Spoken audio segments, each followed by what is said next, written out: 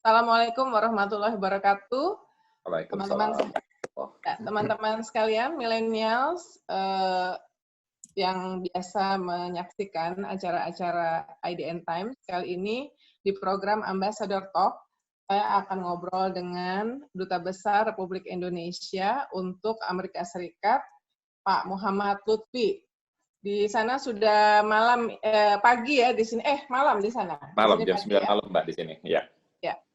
Ya, Amerika ini memang menarik ya dalam berbagai hal. Satu, tentu saja karena baru saja menyelesaikan pemilu yang sangat-sangat menarik. Sampai hari ini belum ditetapkan secara resmi, tapi kita semua mengikuti dari tanah air. Yang kedua juga karena baru saja ada kunjungan Menteri Koordinator Maritim dan Investasi Pak Luhut Binsar Panjaitan yang fotonya beredar dengan sangat menarik perhatian karena diterima di Gedung Putih oleh Presiden Trump.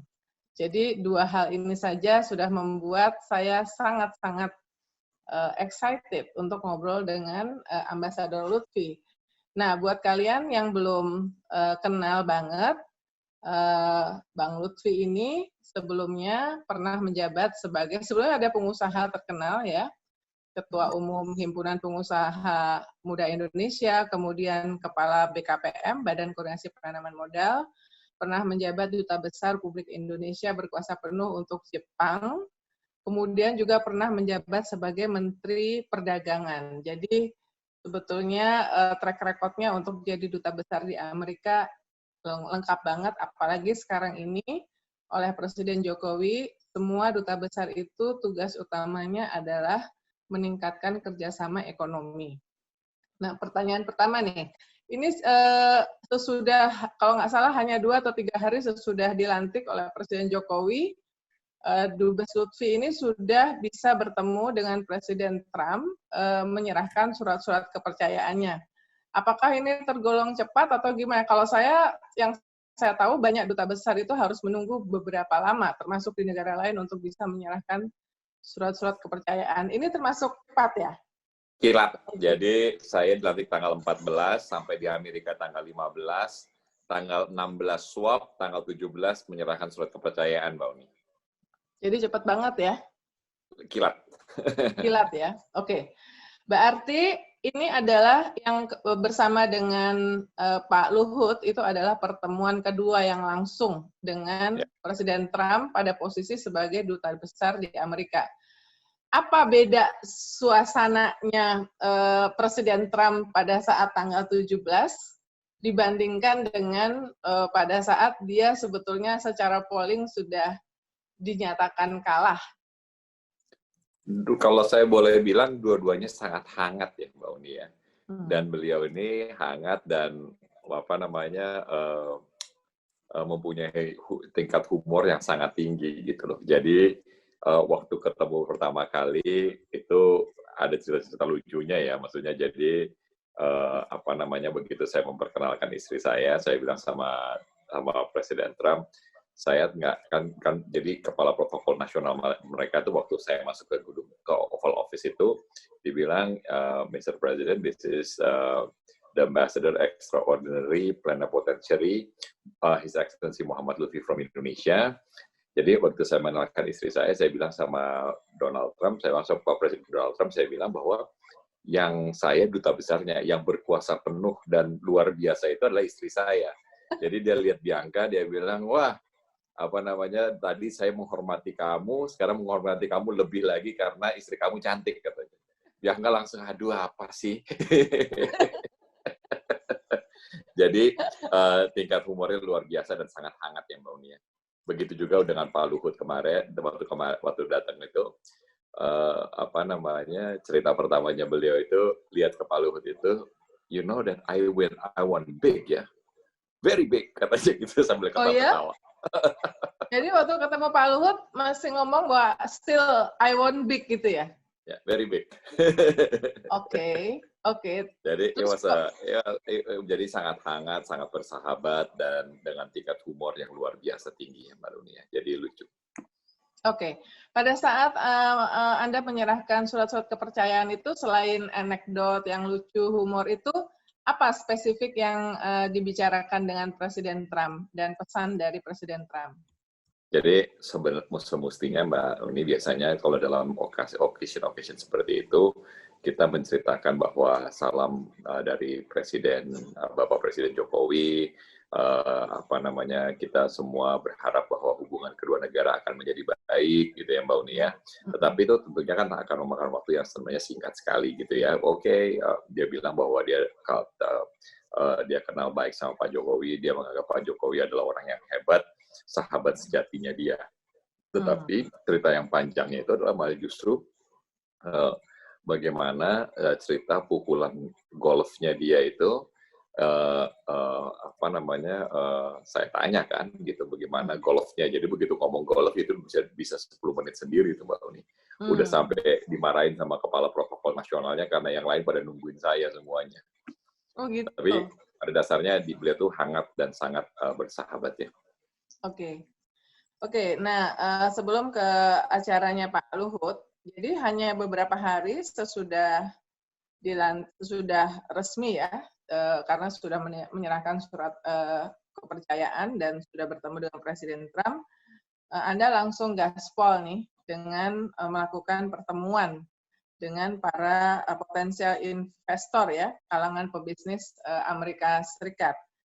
Nah, kalau saya lihat data terakhir nih, data BKPM tahun 2019, Amerika Serikat itu sumber penanaman modal asing ke-7 dengan investasi sebesar 989,348 juta pada 791 proyek. Ini data saya ambil dari situsnya KBRI Washington. Nah, apa yang paling menarik dari pertemuan Pak Dubes ini dengan para potensial investor ini? Ya, Mbak Uni. Jadi memang bertahun-tahun investor Amerika itu selalu komplain, terutama masalah daripada buruh ya, Mbak Uni ya. Jadi setelah Omnibus Law ini sebenarnya hiring dan firing yang mereka komplain selalu itu sudah terjawabkan. Jadi mudah-mudahan ini membawa angin segar bagi investor Amerika. Jadi kalau Mbak Uni bisa lihat, dalam 2 bulan terakhir ini, setidaknya ada 2 investasi besar Amerika Serikat di Indonesia. Jadi yang pertama itu adalah Kimberly-Clark ya Mbak Uni, itu membeli perusahaan Indonesia namanya Softex ya, untuk sanitary perempuan, dan itu juga akan menjadi basis produksi untuk pembalut wanita dan Pampers. Jadi mereka akan membuat production hub di Indonesia untuk pasar ASEAN. Ini nilainya di atas $1 miliar, dan kemudian yang kedua ini ada suatu perusahaan yang berinvestasi yang mengkonvert dari batu bara menjadi metanol. Dan ini investasinya lebih dari $2,2 miliar. Sebentar lagi akan diumumkan. Jadi makanya saya tidak bisa menyebutkan yang mana, tetapi pokoknya ini adalah konversi dari batu bara menjadi metanol. Ini adalah suatu nilai tambah yang luar biasa, dan ini saya melihat bahwa datangnya kembali industrialisasi wave, gelombang investasi industrial Amerika kembali lagi ke Indonesia.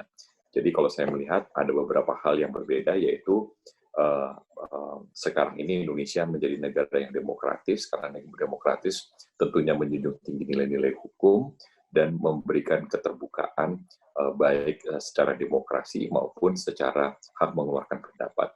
Hal-hal ini Mbak Uni membuat Indonesia berdiri tinggi sekali di kawasan karena mempunyai nilai-nilai yang sama dengan Amerika Serikat. Oleh sebab itu, saya tidak surprise kalau di masa-masa yang akan datang ini kita akan melihat kembalinya industri-industri besar Amerika Serikat akan datang ke Indonesia. Nah, bayangan saya ke depan ini, mereka itu bukan hanya investasi di industri berat seperti yang saya utarakan tadi, merubah batu bara menjadi metanol, atau membuat basis industri konsumer tingkat tinggi seperti Softex gitu ya Mbak Uni ya. Tetapi malah justru saya melihat nanti di dalam 2-3 tahun ke depan industri Amerika di Indonesia ini adalah berbasiskan teknologi, berbasiskan digital, berbasiskan IoT, berbasiskan daripada artificial intelligence. Nah, ini yang mestinya kita akan dukung bersama, karena ketiga, keempat hal yang saya utarakan itu akan memperbaiki daripada situasi logistik Indonesia dan juga akan memperbaiki daripada struktur perekonomian Indonesia. Dan saya berharap bahwa di dalam 3-4 tahun ke depan akan tumbuh unicorn digital baru Indonesia yang berbasiskan digital dan akan memperbaiki prasarana kehidupan berbangsa dan bernegara. Saya melihat ada dua hal yang paling penting dalam hal ini, yaitu adalah karena COVID-19 ini, kita akan ketemu dua hal baru, yaitu bagaimana revolusi anak-anak Indonesia belajar dan guru-guru Indonesia mengajar. Jadi platform digital untuk mengajar dan belajar ini akan menjadi tren baru, atau Indonesia akan menjadi lokomotif baru untuk industri ini. Dan yang kedua adalah pelayanan kesehatan, Mbak Uni. Jadi pelayanan kesehatan itu karena jumlah dokter dan pasien di Indonesia ini severely menganga jumlahnya, saya merasa bahwa pasti dalam 2-3 tahun ke depan akan ketemu platform digital baru yang bisa merevolusi daripada pusat pelayanan kesehatan terhadap masyarakat. Jadi dua hal ini saya rasa akan menjadi trennya, dan ini akan diikuti oleh basis-basis digital yang saya utarakan tadi. Oke. Dari data yang saya kutip dari situs KBRI Washington juga, Amerika Serikat merupakan mitra dagang ke-16 bagi Indonesia. Ini bukan urutan yang baik ya. Artinya kan tentu kita berharap bahwa karena potensi Amerika itu besar sebagai mitra dagang, itu peringkatnya itu lebih baik. Nah, menurut observasi dari Pak Dubes, apa yang menyebabkan belum tingginya peringkat mitra dagang kita dengan Amerika? Dan bagaimana ya, Anda meningkatkan itu? Jadi gini Mbak Uni, ini memang kita mesti sadari bahwa terjadi shifting atau perubahan daripada cara kita berdagang, ya Mbak Uni ya. Jadi Indonesia ini juga dalam shifting pola-pola itu juga. Jadi kalau zaman dulu Mbak Uni, kita itu pola berdagangnya itu adalah persaingan. Karena persaingan gitu kan ya, jadi maunya bagaimana caranya kita menjual sebanyak-banyaknya dan menutup pasar kita agar kita membeli sedikit-dikitnya, gitu kan ya. Nah, ini era persaingan itu sudah lewat, Mbak Uni. Jadi sekarang ini kita memasuki era yang namanya kolaborasi. Untuk kita menjual lebih banyak, kita juga mesti mau untuk membeli lebih banyak. Contohnya, Mbak, adalah Vietnam. Jadi Vietnam itu waktu tahun 2014-2015, mereka membuka market mereka, membuka pasar mereka dengan mengikuti perjanjian perdagangan Trans-Pacific Partnership Agreement. Jadi ini 12 negara termasuk Amerika Serikat menjadi basis pasar Vietnam untuk bisa terbuka. Karena mereka melihat bahwa pasar 11 negara lainnya adalah yang sangat paling menarik, maka berbondong-bondong, terutama industri elektronika itu, berinvestasi di Vietnam. Gitu ya, Mbak Nuni? Nah, dalam 3-4 tahun terakhir ini, Vietnam berhasil menjadi eksportir elektronika salah satu yang paling kuat di dunia. Bahkan jumlahnya lebih dari 105% dari GDP-nya itu hasil daripada ekspor. Nah, ini Mbak Uni adalah tren yang baru. Buka pasar menjadi pusat industri, investasi, kemudian menjual jauh lebih banyak. Nah, kita sudah melihat ini Mbak Uni, tren itu sudah berubah, sudah diikuti juga oleh Indonesia. Sebagai contoh, misalnya, ketika saya menjadi Menteri Perdagangan, Indonesia itu hanya mempunyai 2 skema perdagangan bilateral, yaitu dengan Indonesia dan Pakistan. Maksud saya Indonesia Jepang dan Indonesia dengan Pakistan, gitu kan? Yang pertama dengan Economic Partnership Agreement Jepang, ya IJPA, ya kan. Dan dengan Pakistan itu kita sebut dengan preferential trade agreement. Jadi hanya beberapa aja kita diberikan, dan itu mengakibatkan harga kelapa sawit Indonesia CPO kita ke Pakistan itu 20% lebih murah daripada Malaysia. Ya Mbak Uni, ini bayangin negara sebesar ini hanya mempunyai dua perjanjian perdagangan. Perjanjian yang ketiga adalah skema ASEAN. Artinya skema ASEAN dengan mitra dagang. Jadi ASEAN yang 10 sama Cina, Korea, Jepang, New Zealand dan Australia. Jadi ini yang kita punya. Nggak ada yang lain gitu ya, karena kita memang mencoba menutup diri sebanyak mungkin supaya kita tidak usah membeli barang-barang mereka. Nah, sekarang waktu zaman Pak Jokowi yang pertama, itu terjadi shifting. Tiba-tiba kita menandatangani perjanjian perdagangan dengan EFTA. EFTA itu adalah 4 negara free trade economic free trade agreement association. 4 negara non-EU ya?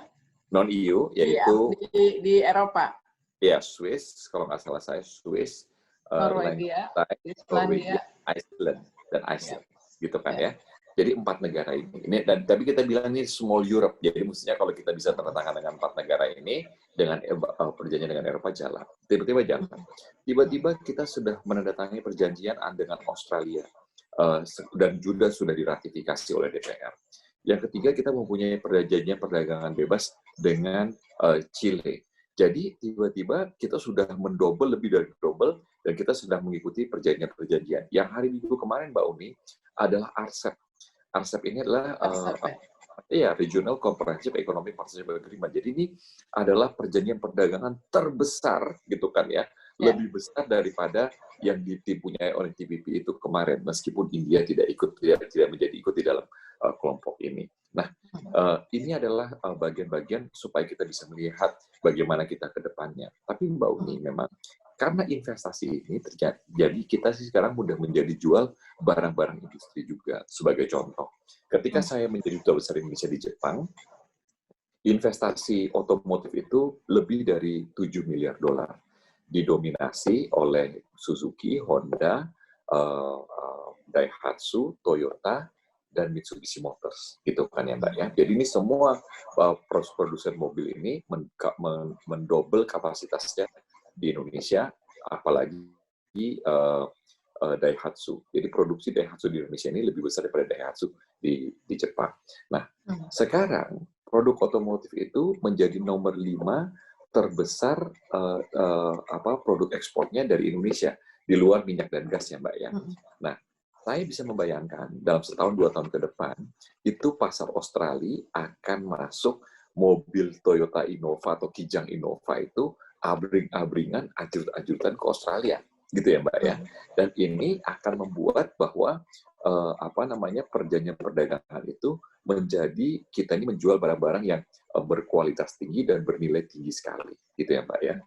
Di Morowali kemarin itu investasinya $8 miliar. Pada tahun 2021, industri stainless steel kita ini akan menjadi nomor 2 terbesar di dunia. Bahkan untuk ekspornya mengalahkan otomotif yang notabene diekspor oleh Jepang, gitu ya Mbak ya. Dan ini menyebabkan kita harus bergiat dan kita harus bisa mempunyai perjanjian-perjanjian perdagangan dengan negara-negara lain. Dan ini menurut saya menjadikan sesuatu yang sangat penting, Mbak Uni, bahwa kita ini juga mesti men-shifting daripada pola pikir kita. Nah, karena itu Mbak Uni, jadi artinya dengan kolaborasi ini, dengan kita membuka pasar, datang investasi masuk ke Indonesia, menciptakan lapangan pekerjaan, dan kita bisa mengekspor lebih banyak ke luar negeri, dan harapan kita dengan kuatnya perdagangan kita itu akan terjadi shifting juga di dalam GDP kita, Mbak Uni. Kalau sekarang ini 54% dari konsumsi. Nah, mestinya 50% lebih itu mestinya dari hasil ekspor dan impor. Hari ini baru 34%. Mudah-mudahan dalam 10 tahun ke depan ini akan terjadi transisi di mana ekonomi kita akan didominasi oleh perdagangan, dan ini adalah bagian daripada reindustrialisasi Indonesia. Oke. Nah, thank you dengan update-nya. Nah, justru Anda menjabat duta besar pada saat transisi pemerintahan ya, transisi administrasi. dalam konteks ekonomi dan tugas-tugas yang utama sebagai duta besar di sana, apakah kira-kira akan ada perbedaan yang mendasar antara pemerintahan Trump dengan pemerintahan Presiden terpilih Joe Biden yang dari Partai Demokrat? Karena ini dari Republik ke Partai Demokrat. Ya, kalau secara internasionalnya ya Mbak Uni, kita bisa melihat bahwa kemarin itu Presiden Trump seperti meriset hubungan-hubungan perdagangannya dan hubungan-hubungan bilateralnya kepada negara-negara lain. Contohnya, jadi kalau Presiden Trump itu memilih untuk mengadakan hubungan itu bilateral, ya Mbak Uni ya. Contohnya, dia keluar daripada, dia tidak mengikuti secara aktif daripada organisasi-organisasi multilateral. Pasif, bahkan katanya sempat mengancam untuk keluar dari WHO. Begitu juga dengan perjanjian pertahanan NATO, gitu ya Mbak ya. Marah-marah karena negara lain tidak mau menyumbangkan komitmen dananya untuk organisasi tersebut. Nah, kemudian juga di dalam WTO. Di WTO ini bahkan sempat pincang karena settlement body-nya itu di appeal court-nya itu tidak ada judges-nya karena mereka tidak mau memilih, gitu ya Mbak Uni. Jadi ini menyebabkan banyaknya permasalahan-permasalahan yang juga kita hadapi. Sebagai contoh misalnya, ini masalah vaksin ya Mbak Uni ya. Kalau kita melihat penyelesaiannya Presiden Obama yang notabene dari Partai Demokrat pada tahun 2008 ketika terjadi financial crisis di Eropa dan di Amerika Serikat. Mereka itu mengundang banyak negara untuk mencoba bekerja sama untuk dampak ekonomi daripada krisis itu tidak seburuk seperti yang kita hadapi dalam masalah pandemi COVID ini, Mbak Uni. Jadi kalau kita lihat sekarang ini, race untuk misalnya perebutan atau lomba untuk mendapatkan vaksin itu kita kerjakan sendiri-sendiri. Cina ngerjain sendiri, Inggris ngerjain sendiri, Rusia ngerjain sendiri, Amerika ngerjain sendiri. Karena kan mestinya ini kan sebenarnya bisa kita laksanain sama-sama gitu kan ya. Karena misalnya RNA yang dikerjakan oleh Moderna sama Pfizer itu, ini kan canggih sekali gitu Mbak, yang itu mungkin bisa dikerjakan oleh negara-negara maju. Tetapi seperti Janssen yang dikerjakan Johnson & Johnson atau yang dikerjakan sama Cina itu jauh lebih simple, bahkan Johnson & Johnson itu mengerjakan cuma satu kali ampul gitu ya Mbak ya. Jadi kalau yang lain kan dua-dua nih, Johnson & Johnson cuma sekali dan harganya relatif murah gitu kan ya. Nah, saya bisa membayangkan nanti kalau kembali ke zamannya pemerintahan Joe Biden ini, mereka akan bekerja sama secara multilateral. Jadi perdagangan gitu kan ya Mbak ya, instead of Cina, Indonesia, Cina sama Amerika, Indonesia sama Amerika, mereka mungkin akan kembali ke TPP meskipun jalan ke sana sangat semakin sulit. Jadi multilateralism ini akan jalan di zamannya Presiden Biden dan beliau sudah memberikan isyarat akan mengerjakan itu. Nah, kalau itu akan yang terjadi buat Indonesia, mestinya ini adalah sesuatu yang bukan asing lagi buat kita. Kita sebagai negara terbesar di ASEAN, notabene adalah pemimpin ASEAN, mestinya kita mempunyai nilai tambah tersendiri, Mbak Uni, di dalam bagaimana menjadi mitra sejati Amerika. Jadi saya senang sekali waktu Pak Sekretari Pompeo di Jakarta kemarin itu, Pak Jokowi bilang bahwa Indonesia dan Amerika Serikat itu teman sejati. Tetapi teman sejati itu mesti dijaga hubungannya, mesti terjadi dialognya, mesti nggak boleh take it for granted sifatnya, gitu kan ya. Jadi saya juga mengatakan bahwa Indonesia dan Amerika Serikat ini adalah the old new best friend, gitu ya Mbak ya. Jadi teman lama yang akan menjadi sahabat sejati baru. Nah, ini saya merasa bahwa siapapun pemimpin di Amerika Serikat, menurut saya Indonesia akan berdiri sangat tinggi di kawasan karena kita mempunyai nilai-nilai kebebasan-kebebasan, mempunyai norma-norma yang sama dengan Amerika Serikat. Oke. Presiden dari Partai Demokrat dan Partai Demokrat biasanya itu salah satu cirinya adalah lebih concern terhadap soal-soal hak asasi manusia dibandingkan dengan Partai Republik yang sangat pro bisnis lah ya. Nah, berkaitan dengan bisnis-bisnis yang ada di Indonesia, bisnis Amerika Serikat yang ada di Indonesia, apakah Anda melihat ancaman akan dipersoalkan oleh administrasi Biden berkaitan dengan HAM seperti yang terjadi di masa-masa sebelumnya? termasuk misalnya yang berkaitan dengan Freeport di Papua. Gini ya Mbak, memang Presiden Partai Demokrat itu lebih menitik beratkan kepada hak asasi manusia, kemudian berbicara tentang isu lingkungan gitu ya Mbak ya. Itu memang menjadi hal-hal yang lebih banyak dibicarakan dibandingkan dengan Partai Republik. Tetapi Mbak Uni, saya sih melihat kemarin ya Pak Luhut berbicara dengan konservatif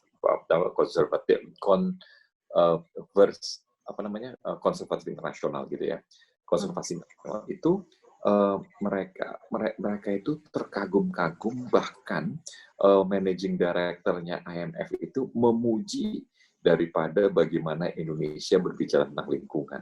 Itu Pak Luhut dengan lantang menantang gitu kan apa yang sudah dikerjakan Indonesia dibandingkan dengan banyak negara-negara, terutama negara maju di Eropa dan di Amerika Serikat. Dan itu saya dengar sendiri Kristalina itu Managing Director IMF itu memuji-muji apa yang dikerjakan oleh Indonesia. Nah, kalau untuk hak asasi manusia ya Mbak Uni, ya, saya tuh terus terang aja, kalau berbicara tentang hak asasi manusia hari ini di Indonesia gitu kan ya, ini kan Indonesia yang berbeda dengan 20 tahun yang lalu ya, kalau saya sempat mendampingi Pak Prabowo Subianto gitu kan ya. Satu kunjungan ke Amerika ya? Waktu kami dan sudah diterima di sana ya? Ya pokoknya sudah datang, sudah diterima dengan penghormatan militer lagi di Pentagon gitu kan, saya saksinya gitu kan ya. Dan mereka mengatakan bahwa Indonesia sekarang dengan Indonesia 20 tahun yang lalu adalah yang berbeda. Mungkin orangnya bisa sama, tapi Pak Prabowo juga antara yang sekarang dan yang dulu itu juga menjadi orang yang berbeda. Bisa bayangkan Mbak, beliau itu dipilih oleh lebih dari 60 juta orang loh di Indonesia itu banyak sekali loh orangnya Mbak gitu kan ya. Jadi karena nilai-nilai ini saya merasa bahwa nggak ada permasalahan atau hambatan yang bisa mengimpit daripada kerjasama Indonesia dengan Amerika Serikat, siapapun presiden Amerika Serikat meskipun dari Partai Demokrat atau dari Republikan. Kunjungan Pak Luhut lagi-lagi menarik ya, karena ada pertanyaan yang banyak juga di media sosial juga ya, mengapa justru seorang senior minister itu bertemu dengan Presiden Trump yang dalam posisi lame duck, tidak menunggu misalnya nanti Januari sudah ada presiden baru Joe Biden dilantik ya, meskipun prosesnya ke sana juga lagi jadi kontroversi apakah Presiden Trump mau mengaku kalah ya. Ini bisa diceritakan nggak pertimbangannya mengapa Gini Pak Luhut harus bertemu jauh-jauh ke sana khusus ketemu Presiden Trump? Apakah memang niatnya di awal ketemu Trump? Gini Mbak, yang pasti bahwa beliau itu datang sebagai sahabat, gitu kan ya. Sahabat itu datang ketika kawannya sedang suka atau tidak suka. Mungkin hari ini sedang tidak begitu suka, ya Mbak ya. Tapi saya mendampingi beliau dan beliau mengatakan bahwa penghormatannya kepada pemerintahan Presiden Trump di counterpartnya yaitu di USTR, bertemu dengan Menteri Kesehatan, Menteri Energi, National Security Council, ya Mbak, itu menteri-menteri semua, dan mengatakan bahwa Indonesia berterima kasih karena Indonesia diperpanjang GSP-nya, di mana semua negara apakah dihilangkan, dikurangkan, Thailand itu dikurang separuh, hilang nilainya 2,4 miliar, menjadikan Indonesia negara terbesar nantinya yang menikmati GSP itu, Mbak Uni. Dan saya bisa melihat bahwa mereka itu semua semua pejabat Amerika itu berterima kasih dan merasa bersahabat sekali dengan pemerintahan Pak Jokowi dan Pak Luhut secara pribadi. Jadi ini adalah nilai-nilai perkawanan ya Mbak Uni. Dan ini sebenarnya sangat penting. Dan beliau ini masih presiden sampai 19 Januari 2021. Dan itu beliau masih bisa memutuskan semua kekuatan presidensialnya.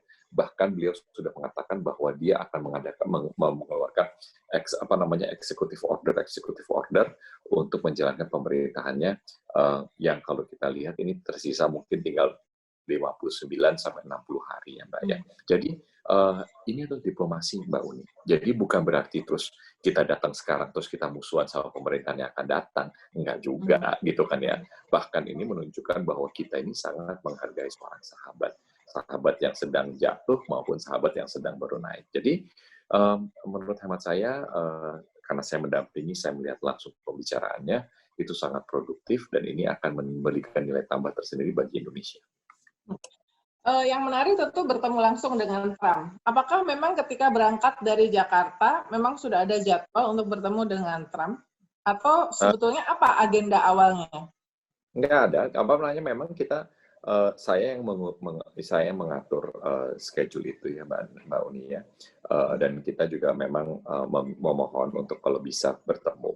Dan karena schedule beliau memungkinkan, kita waktu itu juga lagi dalam pertemuan dengan menteri lain dan mengatakan bahwa Oval Office is ready gitu ya Mbak ya. Jadi apa namanya biasanya ini kan kalau kan saya mendampingi banyak pejabat asing juga gitu kan ketemu sama Pak Jokowi juga begitu biasanya gitu loh. Jadi ini memang apa namanya sesuatu yang yang biasa aja gitu maksudnya dan memang begitu kosong ya kita masuk gitu loh. Ya, yang salah satu yang mendampingi pada saat di Oval Office selain Ivanka Trump dan Jared Kushner yang notabene penasehat senior Presiden Trump juga adalah Adam Boehler ya. Dia CEO-nya IDF. Komitmennya yang didapatkan seperti apa? Jadi gini Mbak, komitmennya sudah dituliskan, sudah ada di tangan Pak Luhut. Nanti kita tunggu deh begitu beliau selesai karantina dan menghadap Presiden.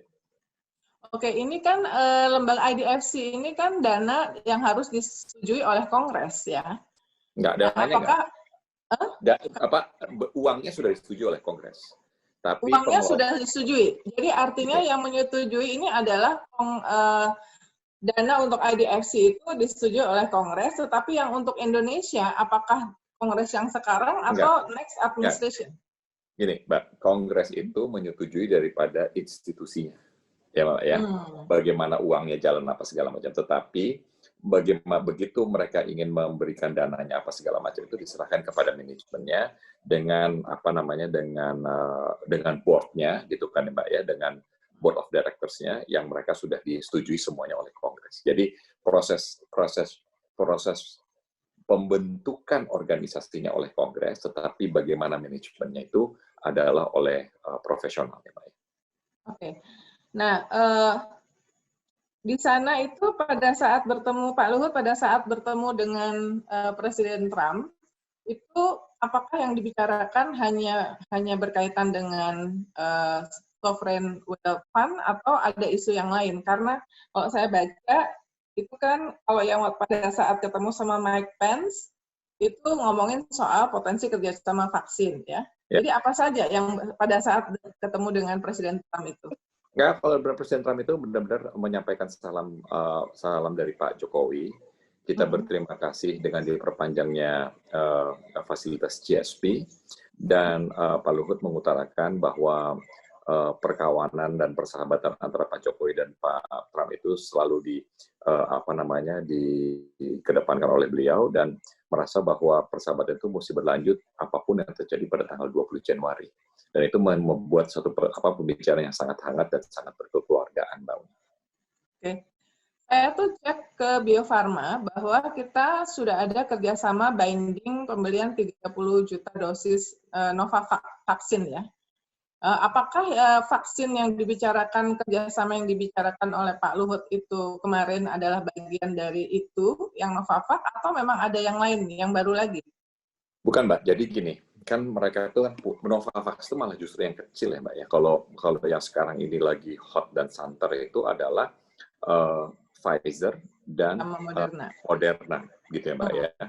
Berdua ini adalah kalau nggak salah namanya itu RFNA. Jadi itu adalah vaksin yang mati gitu ya Mbak ya, tetapi mempunyai spike daripada protein yang diikat dengan dengan dibekukan dan pada tingkat kebukuan yang tinggi, yang rendah ya Mbak ya. Jadi maksudnya minus gitu kan ya. menjadikan bahwa ini proses yang sangat sulit untuk bisa dibawa di negara kepulauan seperti Indonesia, apalagi negara tropis gitu kan.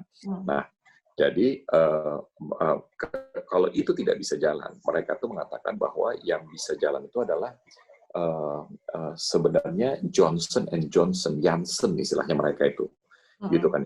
Nah, jadi kita tuh karena gini Mbak ya, mereka tuh sangat timid sekali waktu mau mengadakan kerjasama sebelum trial stage 3-nya ini berhasil gitu loh Mbak. Nah, begitu mereka berhasil ke stage 3-nya itu, pemerintah Amerika sangat mendorong kepada perusahaan-perusahaan ini untuk berdiplomasi vaksin ke luar negeri. Oleh sebab itu, Senin pagi waktu Washington DC ini kita akan meneruskan pembicaraan dari Gedung Putih dengan Presiden meneruskan pembicaraan dari gedung pembicaraan Pak Luhut dengan Michael Pence Wakil Presiden Amerika di Gedung Putih untuk berbicara dengan Kementerian Kesehatan mereka untuk kerjasama masalah vaksin ini gitu loh Mbak. Apa yang cocok, apa yang murah. Jadi kalau kita dengar itu si Johnson and Johnson itu harganya kira-kira $12 atau $13, tetapi satu ampul ya Mbak. Jadi sekali aja, nggak perlu 2 kali gitu kan ya. Jadi membuat harganya sangat kompetitif gitu kan ya. Dan ini dan kalau tidak salah saya mereka itu akan masuk ke dalam stage 3-nya ini akhir tahun ini dan siap dipasarkan mungkin Februari Maret tahun depan gitu loh Pak. Okay. Dan tidak perlu didinginkan di kedinginan 70 minus Fahrenheit ya. Pak Dubes, saya ingin tahu apakah semua agenda pertemuan Pak Luhut di Amerika itu Presiden tahu sejak awal atau ada yang di tengah-tengah di sana tiba-tiba ketemu. Jadi agendanya sudah fix dari awal?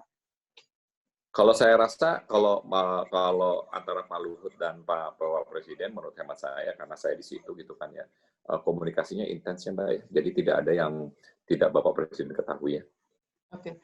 Yang menarik kan kemarin CNN internasional ya memuat bahwa pertemuan antara Menteri Senior Indonesia dengan Presiden Trump itu tidak dijadwalkan. Biasanya kan jadwal Presiden Trump itu ada ya, sehingga dianggap kayak semacam cukup misterius gitu. Gimana tanggapan Pak Dubes? Kalau saya sih nggak ada yang spesial ya Mbak ya. Itu kan dasarnya dari VOA Amerika gitu kan. Yang mereka mencari fotonya. Ya, tapi CNN juga, oke. Yeah. Ya, nggak, tapi itu datangnya dari VOA sebenarnya gitu loh. Jadi mereka lagi mau cari kredit fotonya dari mana, mereka cari, tidak ada schedule-nya katanya di situ. Ya, kalau saya sih ada atau nggak ada schedule-nya itu kan keputusan daripada administrasi Gedung Putih ya Mbak Uni ya. Jadi ya kita ikut aja gitu loh. Yang menarik adalah kehadiran dari Jared Kushner, terutama ya, kalau Ivanka ya anaknya ini manantunya. Kita juga tahu di pemberitaan bahwa Jared ini teman sekolahnya Adam Buhler ya, jadi dekat. Nah, Jared ini juga dikenal sebagai utusan dari Presiden Trump untuk urusan peace process di Timur Tengah ya, terutama berkaitan dengan Israel. Nah, apakah isu ini dibicarakan pada saat pertemuan dengan Presiden Trump atau pejabat yang lainnya, penasihat nasional keamanan? Tidak ada, Mbak Uni, nggak ada pembicaraan sama sekali masalah itu. Tentang itu ya? Tidak ada. Jadi pembicaraan dengan Presiden Trump tidak berbicara tentang itu, dan kita tidak berbicara lain daripada kegiatan ekonomi. Oh, jadi tidak ada masalah politik termasuk soal Israel ya? Nggak ada. Kita berbicara semuanya tentang ekonomi. Karena kan Indonesia sudah mulai banyak suara-suara yang berharap bahwa Indonesia bisa memainkan peranan lebih besar dalam perdamaian antara Israel dengan Palestina, terutama sesudah Bahrain dan Uni Emirat Arab yang notabene 2 negara di Timur Tengah itu membuka hubungan diplomatik. Nah, apa ini sama sekali tidak disinggung, termasuk dengan Kushner? Waktu kita berbicara dengan Presiden Trump terutama, kita cuma berbicara tentang masalah persahabatan dan permasalahan daripada ekonomi, terutama kaitannya dengan perdagangan Indonesia di Amerika Serikat. Oke. Nah, kembali lagi kalau gitu ke soal perdagangan. Apakah misalnya soal, karena Adam Buhler pernah sempat menyebut juga soal mobil listrik ya, investasi Tesla, apa segala macam, apakah itu menjadi hal yang dibicarakan juga dalam kunjungan Pak Luhut kemarin? Pada hari terakhir, kami sempat bertemu kembali dengan tim daripada Gedung Putih itu, berbicara tentang masalah daripada sensitivitas, masalah daripada lithium battery, ya Mbak Uni. Lithium battery ini adalah menurut saya game changer yang akan terjadi pada 10-15 tahun yang akan datang. Persaingannya itu adalah bagaimana mendapatkan baterai lithium yang bisa mempower atau menggerakkan kendaraan sebanyak sejauh 1 juta mil atau 1,6 juta kilometer tanpa isi ulang. Dan ini akan menjadi mungkin penemuan terbesar sejak James Watt menemukan mesin uap ya Mbak Uni ya. Ini akan menjadi revolusi tersendiri, revolusi besar sekali. Dan Indonesia semestinya menjadi negara yang leading karena kita mempunyai copper dan mempunyai nikel terbesar di dunia, Mbak Uni. Dan ini kita tidak bisa mengulangi permasalahan daripada teknologi telekomunikasi di masa yang lalu, tidak bisa mengulangi lagi kesalahan kita di masa masalah farmasi di masa yang lalu.